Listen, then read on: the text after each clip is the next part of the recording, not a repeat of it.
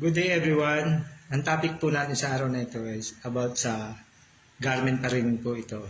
Sa garment factory kung paano ito tumatakbo. Kahapon po yung last video ko, ang na-share ko sa inyo is about sa QC department kung paano nila ini-inspection yung mga reject paano nila tinitignan kung ito ba ay pasado sa quality.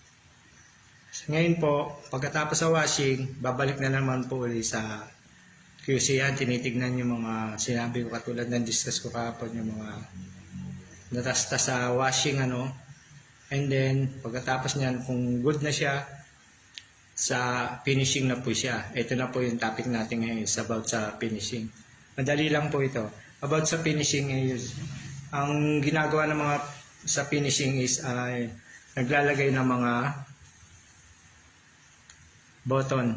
Yan. May mga button machine po yan. Automatic yan, meron din manual. Dalawang klase ang automatic machine yan eh. Meron yung kusa ng nagkakabit yung button niya. Ito. Meron, kasi dalawa po yan eh. Ito. Kusa ng kung nagkakabit or yung isang automatic naman is ikaw ang maglalagay. Tapos aapakan mo lang sa baba kusa ng bababa. Pero meron na mga automatic na tinatapat mo lang kusa nang bumabagsak yun. Kusa na rin naglalagay ng button. Ito, tsaka yung pakilalim. Yun ang mga makabago ngayon. Tsaka yung rivets. Ito po yung rivets. Yan. Ito yung mga rivets na tinatawag yan. Usually yan. Tsaka yung minsan yan. Ito meron din dito. Meron din siya sa ganito. Yan. Rivets po ang tawag dyan. Yan ang mga umano sa finishing department. Yung katulad na sinabi ko kanina, yung automatic, semi-automatic.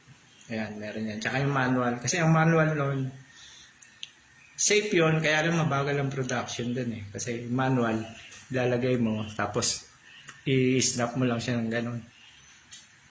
Mga snap machine or rivets machine inaano manual mo, personal manpower talaga.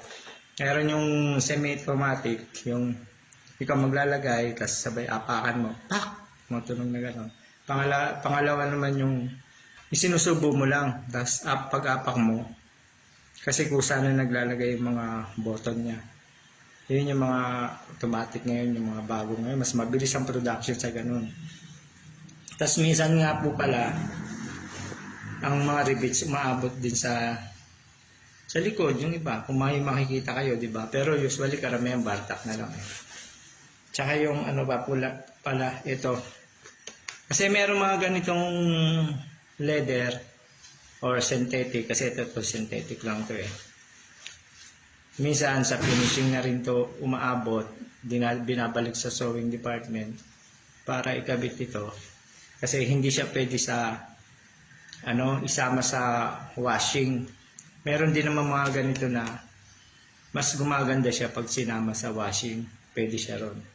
Meron naman na wala. Kaya minsan yung mga ganito nasa finishing department ang paglagay nito. So ayun lang po.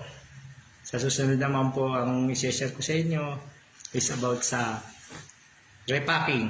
Kung paano ito nire-repack. Nilalagay sa plastic, nilalagyan ng hang tag. Yung mga price niya, yung mga hang tag na nakasabit dito. Yung, pag bumibili tayo ng bago, di ba? Tinitignan natin doon kung magkano yung presyo. Yan. Yan naman ay susunod ko. Tapos paano yan nilalagay sa plastic, sa karton, and then shipment. Sige po, sa susunod na video ko po ulit. Sana tuloy-tuloy niyo ako panoorin. Subscribe niyo na rin ako. Follow and subscribe para sa mga latest update. Sa mga patuloy na sumusuporta dito sa FB page ko. Maraming salamat sa inyo talaga. Thankful talaga ako sa mga taong lagi sumusuporta, yung mga nagko-comment.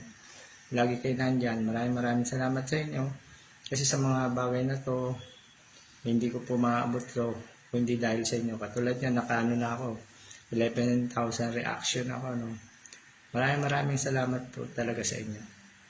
Maraming salamat sa patuloy niyo sa aking pagsuporta. Maraming salamat po. God bless. Goodbye.